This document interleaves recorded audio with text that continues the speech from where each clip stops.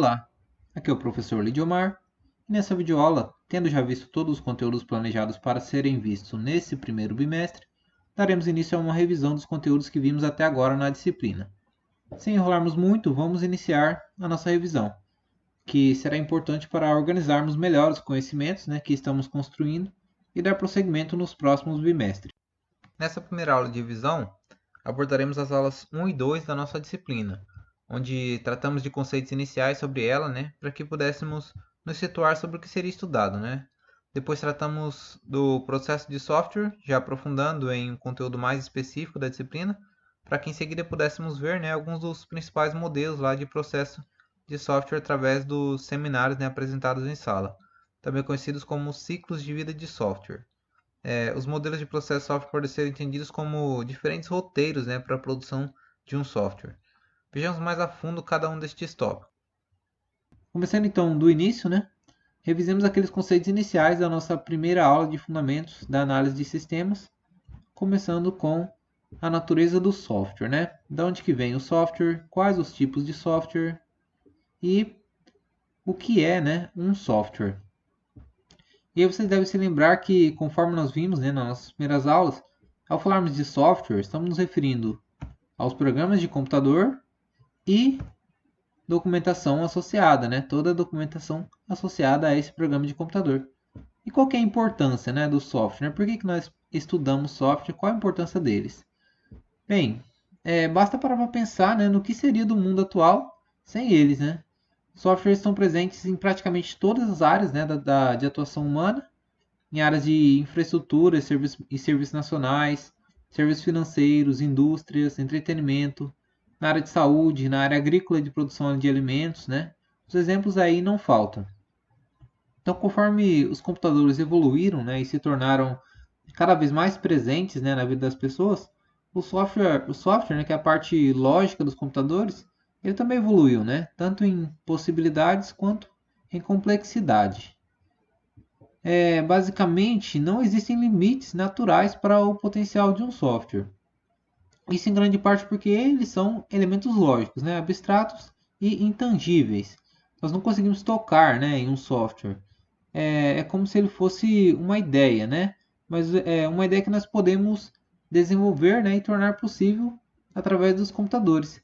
E apesar dessa inexistência de limites naturais dos softwares, conforme as ideias para eles se tornam mais complexas e sofisticadas, o desenvolvimento também tende para esse lado, e é que se faz necessário se pensar em aspectos como planejamento, qualidade e segurança, no que se refere ao software aí. E a partir disso, a partir dessa necessidade, é que nós chegamos na engenharia de software, que é o quê? Que é uma área da computação que se preocupa basicamente com o planejamento, a qualidade, a segurança e todos os outros aspectos da produção de um software, oferecendo técnicas e modelos de como desenvolver um bom software através de etapas, basicamente. É chegada a hora então de nós comentarmos aqui de que tipo de software nós estamos falando e de o que faz um software ser considerado um bom software, Vocês lembram que existe uma separação entre o tipo de softwares, ao falarmos em engenharia de software? Essa divisão consiste em softwares individuais, que são aqueles produzidos por uma única pessoa, ou equipes pequenas, e voltadas mais para uso próprio, E também temos os softwares profissionais, que são voltados para um determinado cliente, Seja ele uma pessoa, uma empresa, uma entidade governamental, E que atuam como um produto, para ser comercializado, No caso aí os softwares. Os desenvolvedores que produzem cada um desse tipo de software são dos mais variados tipos, E produzem, possuem várias finalidades aí, com esse desenvolvimento. No entanto, existem técnicas da engenharia de software aplicáveis para cada um desses tipos de software e de desenvolvedor. Em nossa disciplina, no entanto, como eu já havia dito e também como vocês já devem ter percebido durante as aulas, nos voltamos para os softwares profissionais, que exigem mais cuidado em aspectos como qualidade e segurança do software desenvolvido. Somerville, que é o autor desse livro aí, no slide, ele diz que a engenharia de software ela tem por objetivo apoiar o desenvolvimento profissional de software mais do que a programação individual. complementando ainda que ela inclui técnicas que apoiam especificação, projeto e evolução de programas, que normalmente não são muito relevantes para o desenvolvimento de software pessoal, né? Mais voltadas para software profissional. Confirmando então, né, o que já havia sido dito, e ainda mostrando o motivo aí por trás disso. A engenharia de software vem então, através do uso de suas técnicas, tentar facilitar esse processo de produção aí de um software profissional, né, que pode ser bem problemático por vários motivos. Alguns deles incluem que a conclusão de um software leva tempo, que os custos de desenvolvimento são altos, que não se encontra todos os erros, né, antes de entregá-los ao cliente, de forma que muitos erros só aparecem após essa entrega, né? Além de que gasta-se muito tempo, né, e esforço com manutenção de programas existentes. E também outra dificuldade é que é difícil medir o progresso de desenvolvimento e manutenção de um software, né? Esse progresso é complicado de fazer-se essa medida. E a engenharia de software ela lida com esses problemas através de atividades de especificação, desenvolvimento, validação e evolução do software, né? Lidando com os desafios de aumento de diversidade de softwares, né? Porque como vimos, existem softwares para basicamente todas as áreas de conhecimento e atuação humana, cada um com suas particularidades, requisitos aí, né? A diminuição do tempo, né, para a entrega dos softwares produzidos, e ela lida com esse desafio buscando aprimorar as técnicas já existentes e aplicá-las de forma a obter os melhores resultados. E por último temos o desenvolvimento de softwares confiáveis, tá? Então esses são os desafios da engenharia de software aí, tá? Softwares confiáveis tanto na questão do tratamento de erros, né, no próprio uso do software, quanto na segurança das informações, né, trabalhadas aí pelo sistema, pelo software, né? E dentre os vários métodos e técnicas que a engenharia de software oferece para lidar, né, com problemas, né, na produção de um software, como dizer quais seriam os melhores métodos, né, e técnicas, né? Quais seriam os melhores desses métodos e técnicas? Isso depende muito do tipo de software que está sendo produzido, porque como já comentamos, né, existem uma grande diversidade, né, de tipos de software, cada um com suas particularidades, e aí de forma que a melhor técnica para a produção de um pode não ser a melhor para o outro, né?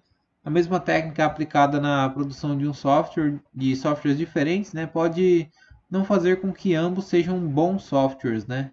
Digamos assim. E agora, o que tornaria, né, um software em um bom software, né? Quais são os atributos de um bom software, né? As qualidades que tornam um software em um bom software. Bem, basicamente, um software ele deve prover as funcionalidades e o desempenho requerido pelo usuário, né, pelo cliente, inicialmente. No caso de um software profissional, ser confiável, né, e fácil de manter e de usar. Mais especificamente, ele deve ter as seguintes características: a característica de manutenibilidade, né, que diz que o software deve ser escrito de forma que possa evoluir para atender às necessidades dos clientes. Esse é um atributo crítico aí, né, no desenvolvimento do software, porque a mudança de software é um requisito inevitável de um ambiente de negócio em constante mudança aí, né? Então, essa questão da manutenção constante, né, manutenibilidade, ela entra como um atributo de um bom software. Aí depois temos a confiança e proteção. A confiança do software ela inclui uma série de características, como confiabilidade e proteção e segurança, tá? Um software confiável ele não deve causar prejuízos físicos ou econômicos, né, no caso de falha no sistema. Também não deve permitir que usuários maliciosos eles consigam acessar ou prejudicar o sistema. Outro atributo, né, de um bom software é a eficiência, né, que diz que o software ele não deve desperdiçar os recursos dos sistemas como memória e ciclos de processador. Portanto, a eficiência ela inclui capacidade de resposta, tempo de processamento e uso de memória em si, aí, né, dentre outras características voltadas aí a a um software eficiente, né? Por fim, temos a aceitabilidade, né, que diz que o software deve ser aceitável, né, para o tipo de usuário para o qual ele foi projetado. Isso significa que deve ser compreensível, usável e compatível com outros sistemas, né, usados por ele. Então, estes foram os conceitos iniciais vistos por nós, né, na nossa primeira aula. O que é software, qual a importância do software, quais as qualidades de um bom software, né? O que é a engenharia de software, os problemas e desafios enfrentados pela engenharia de software e as atividades desenvolvidas dentro dessa área da computação aí, né? Aí você pode ter pensado, mas a disciplina é fundamento da análise de sistemas, né? Não engenharia de software. Bem, isso é apenas uma questão de nomenclatura, né? E a engenharia de software é uma área bem ampla, né? Dentro da qual a análise de sistemas ela é uma área de estudos aí, né? Da engenharia de software. Então faz sentido estudar algumas coisas da engenharia de software para compreender os fundamentos da análise de sistemas. Tendo então em mente esses conceitos iniciais, né? Vamos dar prosseguimento com a aula 2, onde tratamos do processo de software. Bem, o processo de software ele é um conjunto de atividades, ações e tarefas realizadas na criação de algum artefato, né? Então, ele é o conjunto dessas três coisas: atividades, ações e tarefas na criação de um artefato, que é o quê? Um artefato é um documento, um modelo, tá? É uma parte do sistema aí, alguma coisa gerada por essas atividades, ações e tarefas. Inicialmente temos uma atividade que se esforça para atingir um objetivo amplo, por exemplo, comunicar-se com os envolvidos, e é utilizada independentemente do campo de aplicação, do tamanho do projeto, da complexidade dos esforços ou do grau de rigor com que a engenharia de software será aplicada. Então, a atividade é uma coisa mais ampla, não tão bem detalhada, né? E, por exemplo, ali comunicar-se com os envolvidos, né? Não tem muitos detalhes de como que isso é feito. Esses detalhes eles são descritos nas ações e nas tarefas, que são coisas mais específicas, conforme podemos ver aqui. Uma ação, por exemplo, projeto de arquitetura, envolve um conjunto de tarefas que resultam em um artefato de software fundamental. Por exemplo, um modelo de arquitetura. Então, a ação projeto de arquitetura é composta por tarefas, né? E essas várias tarefas vão fazer com que no final seja gerado um artefato, né, que é um modelo arquitetural, tá? Uma tarefa então é a mais específica aí, a mais detalhada. Ela se concentra em um objetivo pequeno, porém bem definido. Por exemplo, realizar um teste de unidades ali e produzir um resultado tangível, né? Esse resultado tangível seria o artefato. Agora, uma coisa importante sobre o processo de software é que ele não é uma prescrição rígida de como desenvolver um software. Então, aquelas atividades, ações e tarefas propostas aqui em um determinado processo de software, ele não é uma coisa rígida, você não tem que seguir à risca aquilo, tá? Eles são como se fossem instruções, tá? Como se fossem sugestões de um caminho que você pode seguir, tá? Então, ele é uma abordagem adaptável que possibilita às pessoas, né, a equipe de software, realizar o trabalho de selecionar e escolher o melhor conjunto apropriado de ações e tarefas, dentro do qual a intenção é a de sempre entregar o software dentro do prazo e com a qualidade suficiente, né, com a qualidade sempre a melhor possível. Então, visto o que é, né, o processo de software, vejamos como que é a metodologia, né, do processo, como que ele funciona, né? Bem, a metodologia de processo, né, uma metodologia de processo, ela estabelece o alicerce para um processo da engenharia de software completo por meio da identificação de um pequeno número de atividades metodológicas, né, aplicáveis a todos os projetos de software, independente do tamanho ou complexidade. Então, como eu acabei de falar, né, o processo de software é composto por atividades, ações e tarefas. E dentro do conjunto de atividades existem algumas atividades que são aplicáveis a todos os projetos de software, né? Independente do tamanho e complexidade, conforme está ali. E essas atividades são chamadas de atividades metodológicas. Além disso, a metodologia de processo engloba também um conjunto de atividades de apoio, aplicadas também a todo o processo de software. Então, né, além das atividades metodológicas, que vocês devem se lembrar qual é, né, aplicadas a todo projeto de software, temos também as atividades de apoio, né, aplicadas a todos os processos de software, né. Processo de software, alguns dos modelos deles são aqueles que vocês apresentaram, né, nos seminários em sala de aula. Uma metodologia de processo, né, genérica, compreende 5 atividades metodológicas, que seriam a comunicação, né, que diz que antes de qualquer trabalho técnico possa começar, né, é de importância fundamental se comunicar e colaborar com o cliente e outros envolvidos. A intenção dessa atividade é entender os objetivos dos envolvidos para o projeto e reunir requisitos que ajudem a definir os recursos e as funções do sistema, né? Então já inclusive termos visto, né, um pouco sobre análise de requisitos, né, análise e levantamento de requisitos, engenharia de requisitos, temos uma ideia melhor, né, de em que etapa, né, que acontece esse levantamento e análise de requisitos, né? Inicia-se aqui pela atividade de comunicação, né, presente em todos os processos de software, que foram aqueles apresentados nos seminários. Depois, temos a atividade de planejamento, que diz que qualquer jornada complicada pode ser simplificada com o auxílio de um mapa, né? Um projeto de software, ele é uma jornada complicada, né? Porque devido a todas aquelas questões que nós tratamos, né, lá no início do vídeo, né, nos conceitos iniciais. O software ele é complexo, né? Conforme aumenta a complexidade das ideias, né, das necessidades para esse software, o software, o desenvolvimento dele se torna algo complexo, né, e complicado. E a atividade de planejamento cria um mapa, então, que ajuda a guiar a equipe aí na sua jornada.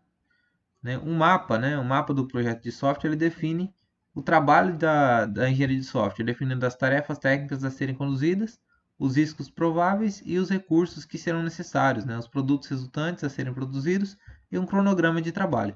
Então, ele é uma atividade depois, né, já da parte do levantamento de requisitos, por exemplo. Né? Tendo em mente já o que o cliente quer, né, para esse software e se é exatamente aquilo mesmo que ele quer, né, e confirmando com ele se aquilo lá é viável, né, se é possível, faça então todo esse planejamento aí para o desenvolvimento. E antes do desenvolvimento ainda temos a modelagem, né, que trabalha-se com modelos, né, um rascunho, assim, né, um esboço de como que seria, né, como se daria esse desenvolvimento, que é uma etapa seguinte, né. Então, trabalha-se com modelos todos os dias, né, basicamente todas as áreas aí, um paisagista, um construtor de pontes, um engenheiro aeronáutico, um carpinteiro, um arquiteto, né, trabalha com modelos. E isso acontece da forma de um esboço, né, para que você possa ter uma ideia de um todo aí. Se necessário, é possível, se for necessário, né, é possível se refinar esse esboço para compreender melhor e resolver, né, tomar as decisões que forem cabíveis aí. Um engenheiro de software ele faz a mesma coisa, né, criando modelos para melhor entender as necessidades do software e o projeto que vai atender a essas necessidades, né. Então, antes de desenvolver, faz-se um esboço de como que isso seria para você ter uma ideia melhor, né, uma ideia um pouco mais ampla de como que seria o todo, né? Ter uma ideia do todo aí, de como que se daria, né, esse projeto de desenvolvimento de software. Depois temos a etapa de construção, que diz que o que se projeta deve ser construído, né, obviamente. Essa é uma atividade que combina a geração de código, manual ou automatizado, e testes necessários para revelar erros na codificação. Então, a construção, o próprio nome já diz, né, do que se trata, né? A construção do próprio software, o desenvolvimento dele, geração de código. Finalmente temos a entrega, né? O software, né, como uma entidade completa ou como um incremento parcialmente concluído, ele entrega ao cliente que avalia o produto, o produto entregue, né, e fornece um feedback baseado na avaliação. Então, o cliente ele vai avaliar, né, o sistema produzido, né, o software produzido, e ele vai dar uma resposta, né, fornecer um feedback, dizer o que ele achou, se tá tudo ok ou se não tá, né, se ainda falta alguma coisa, né, baseado nessa avaliação dele, né, que ele fez em cima do produto entregue, do software. Bem, então, essas 5 atividades metodológicas, né, genéricas, Elas podem ser utilizadas para o desenvolvimento de programas pequenos e simples, para a criação de aplicações para a internet e para a engenharia de grandes e complexos sistemas baseados em computador. Então, como foi dito, elas são genéricas, né? Podem ser aplicados a qualquer tipo de projeto de software aí. Os detalhes do processo de software serão bem diferentes, né? Em cada caso, né? Por termos uma variedade grande, né, de tipos de software aí, né? Então, os detalhes do processo de desenvolvimento de cada um deles acaba se tornando diferente. Mas essas atividades metodológicas, que são comunicação, planejamento, modelagem, construção e entrega, né, vão sempre permanecer as mesmas aí. E elas podem ser aplicadas repetidamente, né, produzindo incrementos de software, tornando esse software cada vez mais completo aí, né? Isso aí depende um pouco do tipo de processo, né? Como nós vimos lá nos seminários que nós apresentamos. Se for um modelo iterativo, normalmente isso acontece. Bem, essas atividades metodológicas do processo de software são complementadas, né, por diversas atividades de apoio, né, como já havia dito. São aplicadas por todo um projeto de software e ajudam a uma equipe de software a gerenciar e a controlar o andamento, a qualidade, as alterações e os riscos, né, dentro do projeto desse software. As atividades de apoio mais típicas, né, são as seguintes: controle e acompanhamento do projeto, que possibilita que a equipe avalie o progresso, né, em relação ao plano do projeto e tome as medidas necessárias para cumprir o cronograma, né? Vocês lembram que um dos desafios da engenharia de software seria medir, né, o progresso, né, dentro de um projeto de desenvolvimento de software, né? Aí depois tem também como outra atividade de apoio a administração de riscos, que avalia riscos que possam afetar o resultado ou a qualidade do produto, né, ou do projeto. A garantia de qualidade do software, que define e conduz as atividades que garantam a qualidade do software. As revisões técnicas, que avaliam artefatos da engenharia de software, né, tentando identificar e eliminar erros antes que se propaguem para a atividade seguinte. A medição, que define, né, e coleta medidas do processo, do projeto e do produto, por exemplo, auxiliando na entrega do software de acordo com os requisitos, né, e pode ser usada com as demais atividades aí, tanto metodológicas quanto de apoio. Então temos também o gerenciamento da configuração do software, que gerencia os efeitos das mudanças, né, ao longo do processo. Gerenciamento das capacidades de reutilização, que define critérios para a reutilização de artefatos, inclusive componentes de software, e estabelece mecanismos para a obtenção de componentes reutilizáveis. E o preparo e produção de artefatos de software, que engloba as atividades necessárias para criar artefatos, né, como por exemplo modelos, documentos, logs, formulários e listas, né, uma parte do software aí, né, os artefatos. Lembrando que os softwares, né, são os programas de computador e a documentação envolvida, né? Então, essa parte aí dos modelos, documentos, logs e formulários e listas seriam a tal documentação envolvida. Então, são essas as atividades de apoio, né, que dão um verdadeiro apoio, né, às atividades metodológicas, né? E também são aplicáveis a todos os processos de software. Bem, para você ter uma ideia melhor de como que funciona, né, como que é a interação daquelas atividades, ações e tarefas em um processo de software, né, em um roteiro, né, de como desenvolver o software, vejamos aqui como que é um modelo genérico, né, um modelo de processo genérico aqui. O processo ele foi definido como um conjunto de atividades de trabalho, ações e tarefas, né, realizadas quando algum artefato de software deve ser criado. Cada uma dessas atividades, ações e tarefas, elas se alocam dentro de uma metodologia ou modelo, né, que determina a sua relação com o processo e umas com as outras. De acordo com essa figura aí do lado, cada atividade metodológica ela é composta por um conjunto de ações de engenharia de software. Cada ação ela é definida por um conjunto de tarefas, o qual identifica as tarefas de trabalho a serem completadas, os artefatos de software que serão produzidos, os fatores de garantia da qualidade que serão exigidos e os marcos, né, utilizados para indicar progresso. E relembrando, né, que uma metodologia de processo genérico ela estabelece, né, aquelas 5 atividades metodológicas: comunicação, planejamento, modelagem, construção e entrega, né? Além disso, o conjunto de atividades de apoio, né, ele é aplicado ao longo desse processo, né, como o acompanhamento e o controle do projeto, a administração de riscos, a garantia de qualidade, o gerenciamento das configurações, as revisões técnicas, entre outras, né? Então, conforme podemos ver ali no esquema, né, é um processo de software, né, que inclui ali a metodologia do processo ou o modelo do processo, né? E dentro desse modelo nós temos as atividades, que é a mais ampla, né, que englobam ali ações, né, várias ações. Cada atividade ali, atividade metodológica número 1, atividade metodológica número 2, número 3, número N, elas englobam, né, ações da engenharia de software número 1, número 2, número 3, né? E cada uma dessas ações ela é composta por um conjunto de tarefas, né? Que é aquele retângulozinho menorzinho ali no meio, né? Onde envolve ali, tarefas de trabalho, né? Artefatos de software, fatores de garantia de qualidade, pontos de controle de projeto, né? Então várias tarefas ali que são coisas mais específicas, né? Mais detalhadas que vão produzir no final um artefato de software aí, né? Que é uma parte do software. Agora, partindo aqui para o fluxo de processo, né? O fluxo de processo ele descreve como são organizadas as atividades metodológicas, bem como as ações e as tarefas, né? Que ocorrem dentro de cada uma dessas atividades em relação à sequência e ao tempo, né? Então, esse fluxo de processo ele vai definir qual a sequência, né, que as atividades elas vão ocorrer, né?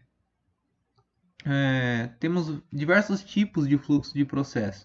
O primeiro é o fluxo de processo linear, em que cada uma das 5 atividades metodológicas elas são executadas em sequência, né? Primeiro vem a comunicação, logo em seguida o planejamento, depois a modelagem, depois a construção e depois a entrega, né? Só se parte para uma atividade depois de se ter completado a outra e não se retorna, né, a essa atividade anterior, né?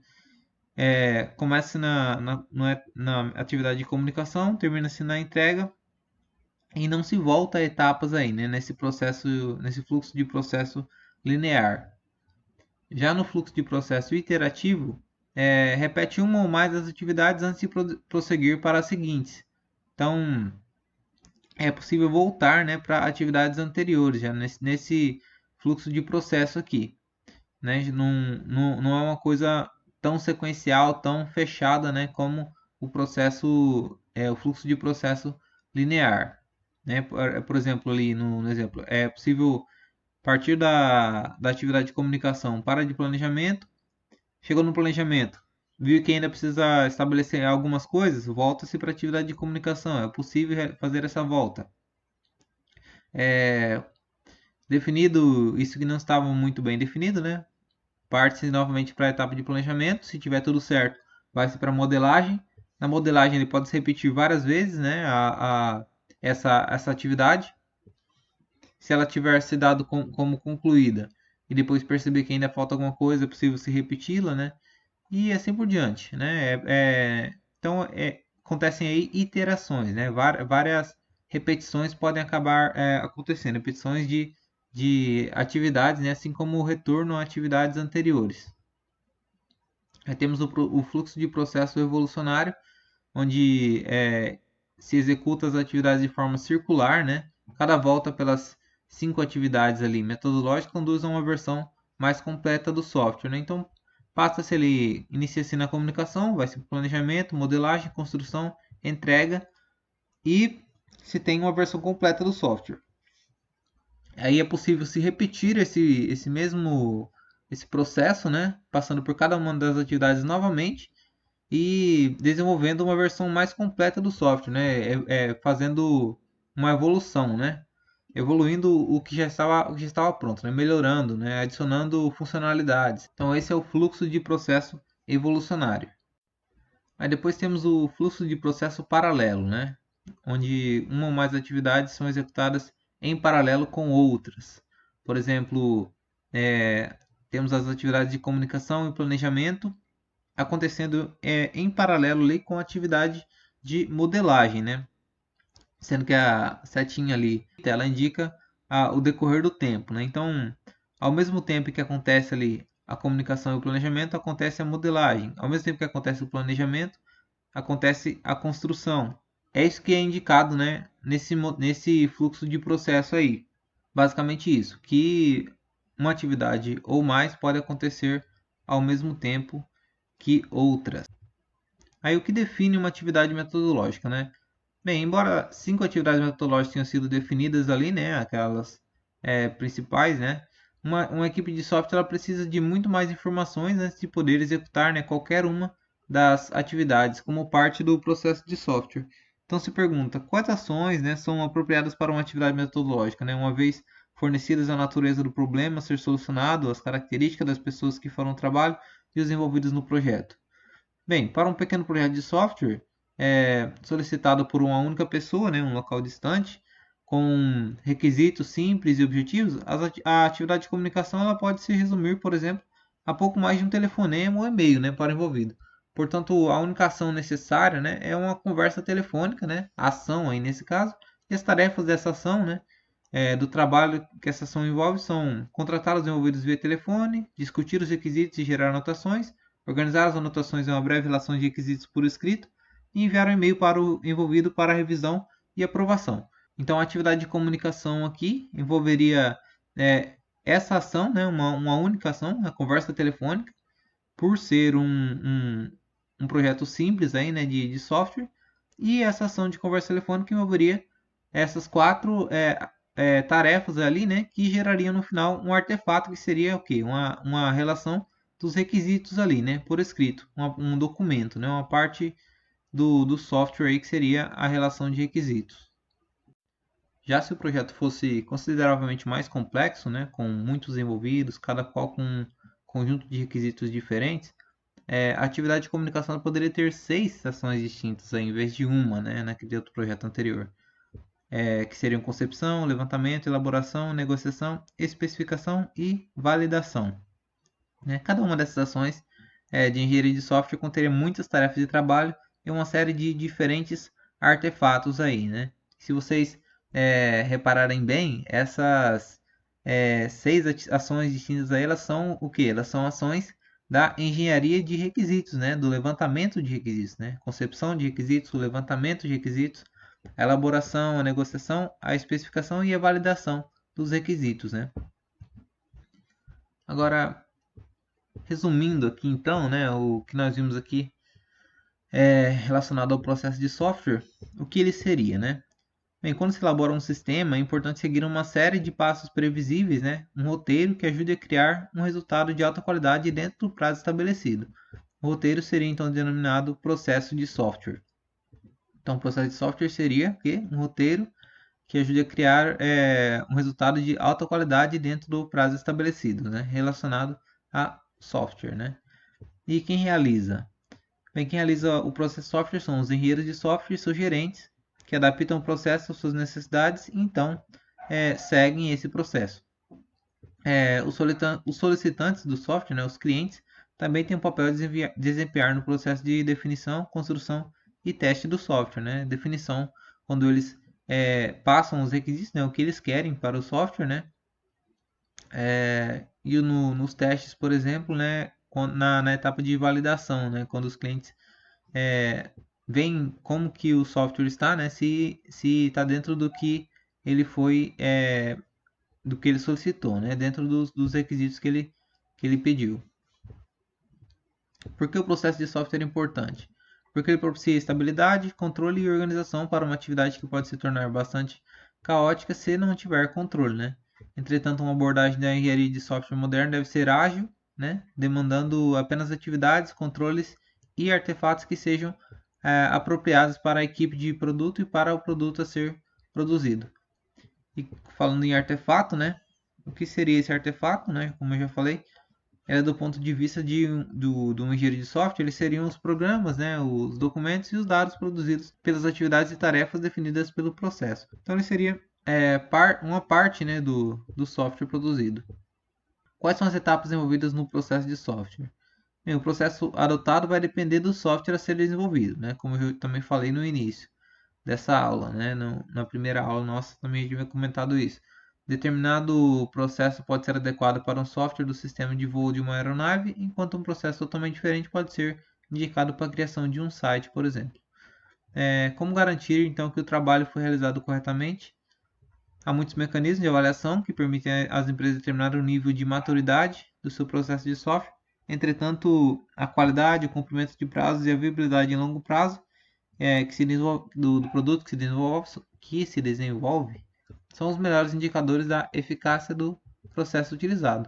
Então, se no final, ao final do processo, o produto tiver qualidade, os prazos tiverem sido cumpridos e perceber que houve uma viabilidade, né, em longo prazo, né, a longo prazo o projeto de software foi viável, né, então aquele processo foi bem utilizado, foi um processo bom para aquele tipo de software. Bem, terminamos aqui então, né, a primeira parte da nossa revisão, tá, onde tratamos daquelas duas aulas iniciais, onde vimos os conceitos iniciais, né, da disciplina. Eu espero que vocês tenham compreendido melhor essa parte do conteúdo, a partir dela. E não se esqueçam de responder o questionário lá no Aba com as questões sobre esta revisão, tá? Mas muito obrigado e até a próxima aula, onde trataremos da parte da engenharia de requisitos. Tudo bem? Até mais.